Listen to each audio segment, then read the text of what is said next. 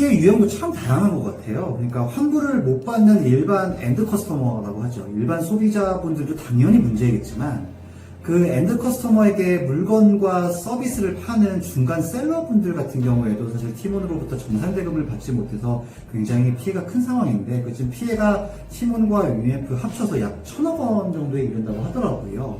그러면 손 변호사님, 이런 경우에 셀러들의 경우에 돈을 좀 받을 수 있는 구제 수단이 있을까요?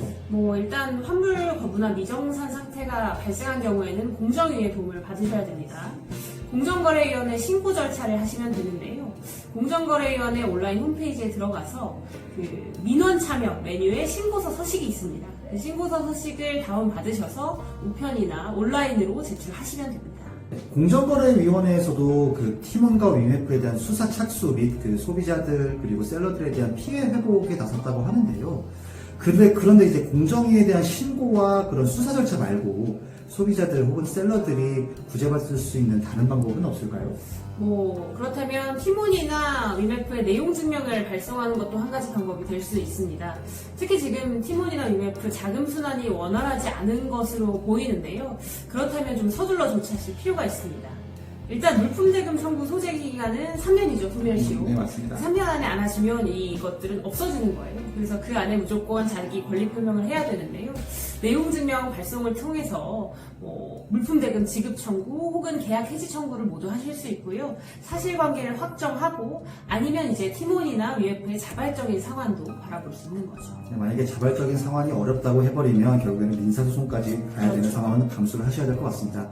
그다음에 집단소송의 방법도 생각을 해보셔야 될 것 같습니다. 사실 플랫폼 정산대금의 경우에는 각 개별 피해자분들의 피해 금액이 그렇게 많지 않은 소액인 경우가 굉장히 많아서 오히려 그 피해 금액보다 법률 비용이 높아지는 그런 현실 때문에 법적 대응을 포기하시는 경우가 많습니다. 그런데 셀러분들이 집단으로 모여서 소송 비용을 분담하시게 되면 개별적으로 분담하는 법률 비용이 낮아질 테니까 그 부담은 낮아질 테고 오히려 그 법적인 구제는 확실하게 받을 수 있을 것 같습니다. 사실 이번 사태가 머지포인트 사태 재발이다라고 보시는 분들도 많을 것 같은데요. 정부 차원에서 상품권이나 포인트 같은 유사화폐 관리 아니면 또 규제를 강화하는 것도 필요할 것 같습니다. 이커머스 이제 기업들의 재무 건전성을 더 강력하게 관리해야 되는 것은 두말할 것도 없고요. 팀원과 UMF가 아니더라도 과도한 할인이나 포인트 혜택을 준다고 하는 그런 온라인 사이트들은 굉장히 주의할 필요가 있습니다. 실제로 팀원 사태가 발생하기 며칠 전에 팀원에서는 팀원 머니를 90% 가격에 할인된 가격으로 팔았다고 하더라고요. 그 때문에 피해도 더 커졌고요. 이커머스 플랫폼의 영향력이 커지다 보니 피해 규모도 그에 따라 증가할 수밖에 없는 것 같습니다.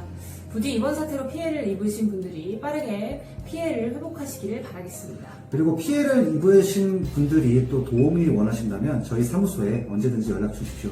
감사합니다. 감사합니다.